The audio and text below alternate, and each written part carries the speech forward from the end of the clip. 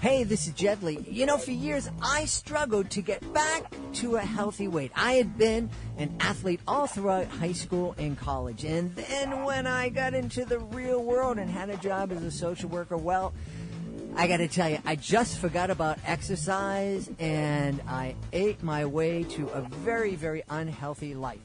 It would have been so much easier for me to get back to that healthy lifestyle that I loved in high school and college if I had a tool like Chronometer. We're really happy that the folks at Chronometer have decided to become sponsors and supporters of the Reading With Your Kids podcast. And you can find out all about their great product at our website, readingwithyourkids.com/fitness. readingwithyourkids.com/fitness. I mean, this is a great, great tool. It's a really great tool. It helps. Not only does it help you track your calories and help you track your exercise, but it also helps you track your nutrition. You know, you're just going on a diet and reducing calories. It's not the right way to go. You need to make sure that you're still having the right amounts of nutrients and proteins and the mix and all that kind of stuff. That's why Chronometer is so very useful. It's really easy to use. It helps you track 60-plus nutrients for 200,000-plus foods. And like I said, it lets you log your diet, your exercise, your biometrics. You put notes in there. It helps you make custom foods and recipes. It even has a mobile app so you can log on the go. You can check it all out and also check it out for free at our website, readingwithyourkids.com/fitness. Reading with your kids.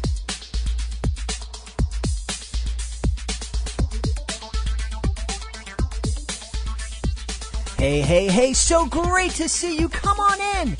Hi, my name is Jedley, and this is the Reading with Your Kids podcast, an iTunes #1 kids and family podcast. We have a wonderful, wonderful guest for you today. He is the author of If You Give the Puffin a Muffin, and his name is Timothy Young. Before Timothy joins us, we have a big shout out, a big announcement. We have a brand new Reading with Your Kids certified great read. It's Disco Lance Loves to Dance by Laurie Kristen Kelly. It's a beautiful illustrated children's book for ages 5 to 10. Illustrator Juan Carlos Santana brings to life Disco Lance's character with his 3D illustrations, and Laurie's words help children who feel rejected and alone learn that it's not just okay, but it's awesome to be different. This is a fabulous book, and we are so happy that we are able to add it to our Reading with Your Kids certified great read list. Really is a fantastic book. Big congratulations to Lauren Kristen Kelly.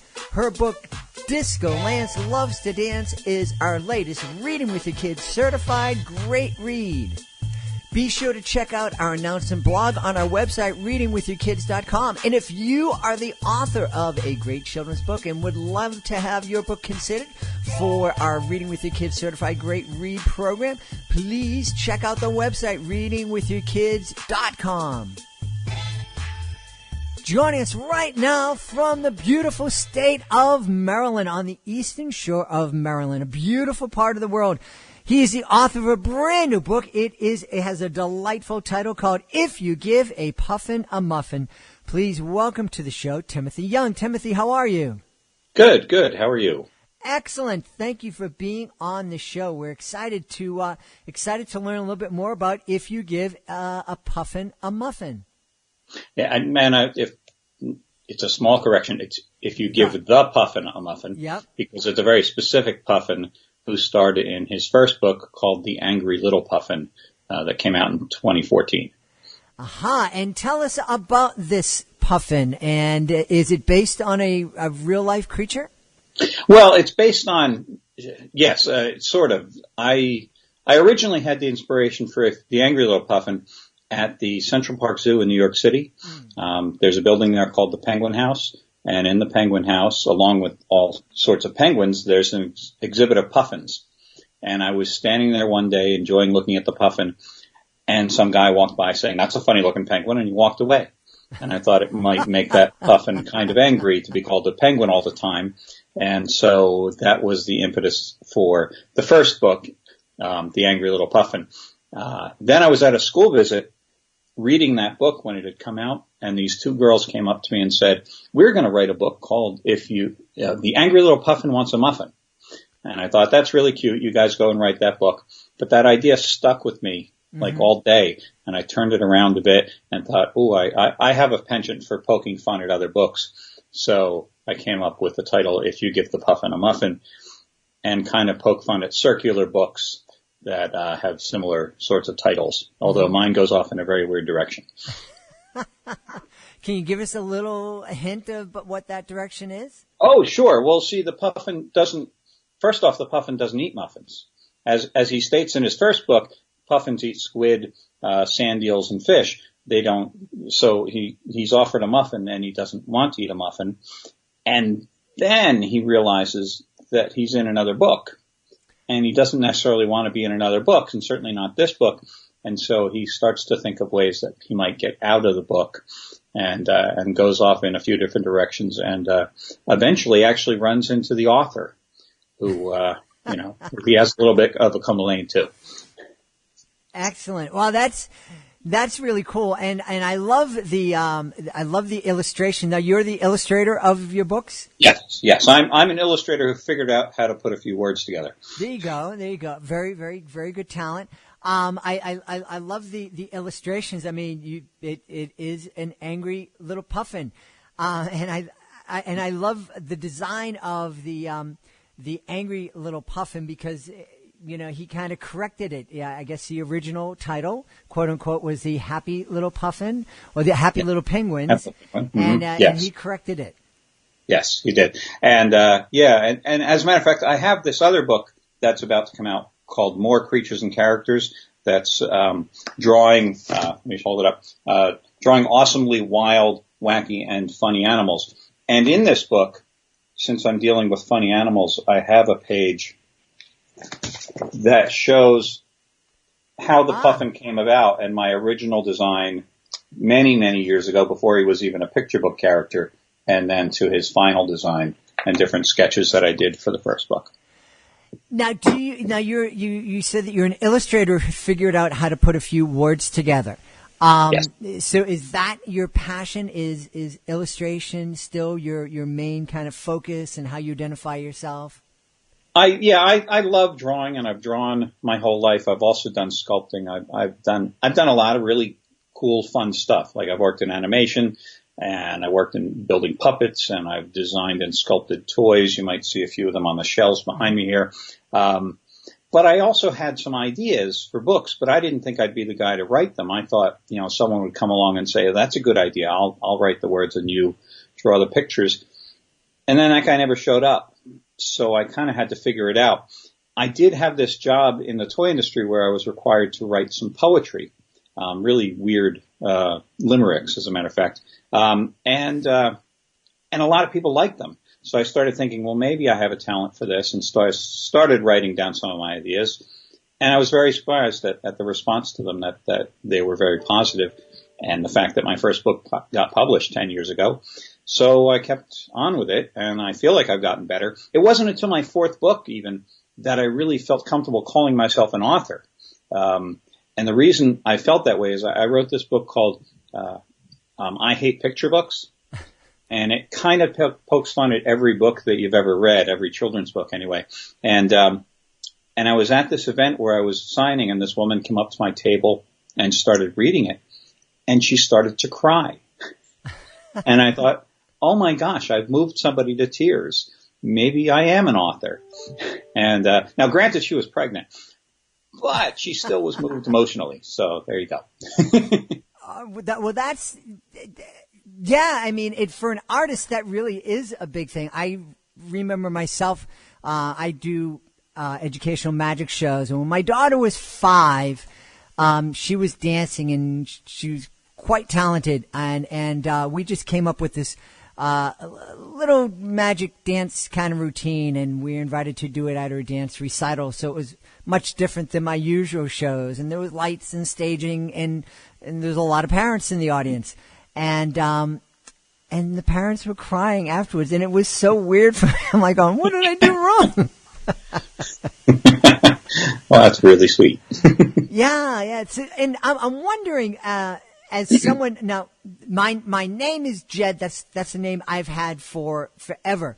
But it's not my legal name.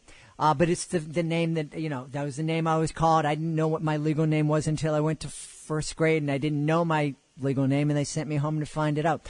But anyways, I remember being like the angry little Puffin and always correcting people if I went into a new classroom and they'd call me by this strange name that was on all the official papers. Did that kind of play any role in your inspiration for the angry little Puffin, or was it just that idea that you had hearing that person misname the Puffin?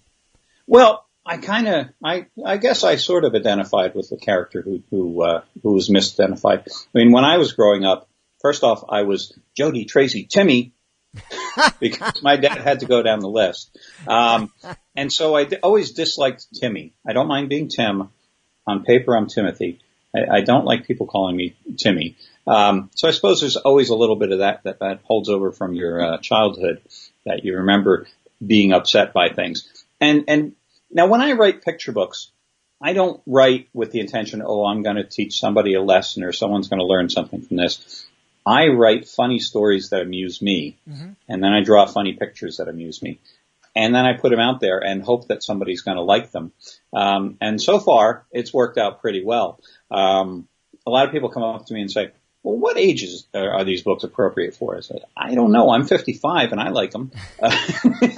So if a kid likes them, they like them. I don't know what age they're supposed to be.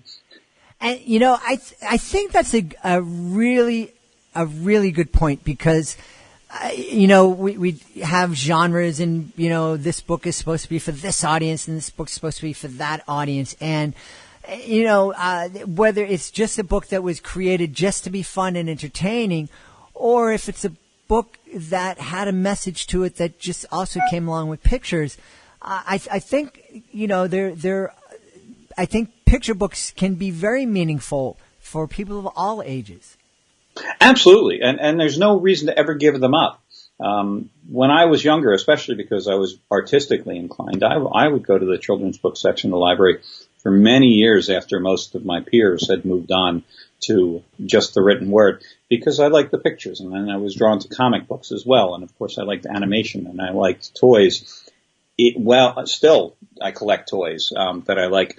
And when I was a kid, I thought, well, who got to make this stuff? Who got to write these books that I like and draw these pictures and do the animations that I love? And then I grew up and became the guy who got to do all that stuff. So I'm very, very happy that I've gotten to 55 and I've gotten to do all this really, really fun, cool stuff. And what it allows me to do now is to go to schools and read my books and draw pictures for the kids and talk about all this cool stuff that I got to do that I loved when I was a kid, and tell them that whatever they love, there's no reason to stop it. There's no reason to give it up. Just find a way to make it part of your life. Mm-hmm. That is really valuable wisdom to share with kids, because I think, how many people will tell a kid, you're never going to get a scholarship to go to college playing soccer, so just give it up. Or, you're Right. 5'10", you're not 6'10", so forget about basketball. And, if you're doing something, if you can make a living at it and you can become a bazillionaire, well, that's wonderful. But if you're doing something and it brings you joy, well, that's a different kind of rich and different kind of reward. Exactly. If it really makes you happy, if it's really deep inside you what you want to do, you should at least give it a try. You should at least see if it's something that you want to do. I went to college with a guy who, he thought he loved animation. He's absolutely in love with animation. When it came down to actually doing it, he found that he wasn't that interested in getting jobs doing it. He still enjoys it up till this day, but it just wasn't his thing, and he found his other passion. But he gave it a shot. He gave it a try, and then he decided it wasn't exactly his thing. But that's okay, because not everything is for, everybody. There's going to be something that drives you. Well, you were the kid who loved to draw and who loved toys, and you figure out a way to make a living drawing and designing toys. And I know there are parents out there who have kids who love toys and love to draw. And what advice would you give to that parent to help inspire their kids to make their dreams come true? If you find that your child loves to do something, then encourage them to keep doing it. I think that's how we get good at what we do, is if you get, your mom puts your drawing up on the fridge, that's the coolest thing in the world. And so you want to do more drawings that get put up on the fridge. And then, your teacher puts them up in school, and then maybe you enter some competitions and you get some good response from that. There's lots of ways, without pushing, without saying like, oh, you're good at that, go do that because you're good at it. If it's something they're naturally doing, whether it's singing, whether it's fishing, whether it's football, whether it's drawing, give them encouragement to have the confidence that they feel good about themselves, and it'll naturally flow. Mm-hmm. And you touched upon another point there too. You didn't state it outright, but I also think it's important when the kid stops finding joy in that, let them stop. And that's fine. Yeah, right. You don't want to make your kid keep dancing if they don't like dancing anymore. It's just, what you do. Yes, it's absolutely something that we experienced with our daughter. She was amazing dancer, and she turned 18, and she said, "That's it. I'm kind of done. I want to do something else." And thankfully, my wife and I were able to kind of encourage her. But boy, there are an awful lot of people in her life that were unhappy about that and couldn't understand it. Right. Yeah. Well, it's their, it's her choice. It's her life, and what brings her joy is good for her. But if it no longer has that hold on them, mm-hmm. then that's their decision. Now you have the new book coming out, More Creatures and Characters. Do you find a lot of joy kind of passing the knowledge of art along to young people? Or I guess absolutely. Older people too. Yeah, because again, it's half, wanting to teach kids, what I know, and half showing off. I like getting a good response to my drawings. And when I go to schools, the kids love the drawing demonstration that I do. It involves them a lot. I do this one thing where I do a scribble, and then I find a character in that scribble. And then I let one of the kids do a scribble, and I find a character in that. And then after the third or fourth scribble, people are shouting out what they see. And sometimes I draw, what they've seen in the scribble. And it's a really great creative exercise that anyone can do. You do a scribble and you look at it long enough, something's going to pop into your head, just like when you're looking at clouds. Mm-hmm. So it's something someone taught me when I was a little kid. I didn't invent it, but it's something I have a lot of fun doing. And so when I came up with the idea of I was doing a book called If I'm Going to Outer Space, and I was drawing a whole bunch of aliens for this book, and I love designing new aliens. And I thought, well, what else can I do? And I was in this library at a school, and I was standing in front of the How to Draw books, and I thought, ooh, I could do a How to Draw Aliens book. Wow. And a lot of my books have monsters in it, so I'll include monsters too. And so that was the first book, Creatures and Characters. And after it was finished, my publisher said, we should do more of these. I said, okay. So I thought, I love drawing animals, so I'll do one about drawing funny animals. And so this is the second one, and the response has been really great to it. As a matter of fact, I was really worried because this was the hardest book that I've written, because it wasn't just telling a funny story. I actually had to explain my techniques, but do it in a way that was fun and interesting as well. And I was at this book festival, and right after it came out, and this kid, about 7 or 8 years old, comes up to my table and he starts looking through it. And I realized he's not just turning the pages looking at the pictures, he's reading my words. Uh-huh. And he stood there for like 20 minutes while I spoke to his parents and his siblings. He just stood there reading the entire book. And I thought, wow, that makes me feel like I did something right. This kid's really connecting with what I'm saying as well as my pictures. So I was really pleased with that. That's fantastic. I love that, finding a way not only to make a living at what you're doing, but also being able to share it and passing on the torch. Mm-hmm. Yeah. No, I hope someday, it's like you never know when you put yourself out there, you put your books out there, what's going to happen? But I like to think, I'm not famous. I'm not like the biggest name in the business. But I'd like to think that there are a few kids out there who think like one of my books, that's their favorite book ever. Mm-hmm. That makes me feel good. Yeah. Well, one of the things you mentioned a couple of times is doing school visits. And I noticed on your website you have a 50-state author visit challenge. Tell us, what's that about? Okay. So I've done school visits in probably, I lost count. It's something like 8 or 9, maybe 10 states, mostly on the East Coast because I'm in Maryland. And it's an easy drive to get to New Jersey or Pennsylvania or down to Virginia, North Carolina. But I love the travel that I've gotten to do. I've gotten to fly out to Los Angeles. I've gotten to fly to Cincinnati. I even got invited to do a week of workshops in the United Arab Emirates 2 years ago. And so I want to visit more states. So I thought, well, I'm going to put this map up. And as I get to visit more states, I'm going to fill in this map.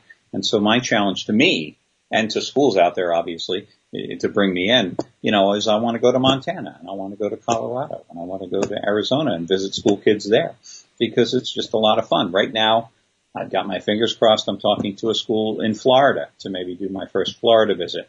And I've also, had some feelers out for some schools in Massachusetts because that's like the next state up from New York that I, haven't been to yet.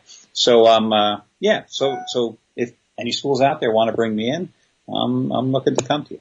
Well, those schools, if they're looking to bring you in, they need to know how to connect with you. So why don't you connect with us and tell us how folks can connect with you online? So my website is creaturesandcharacters.com. Very easy to get to.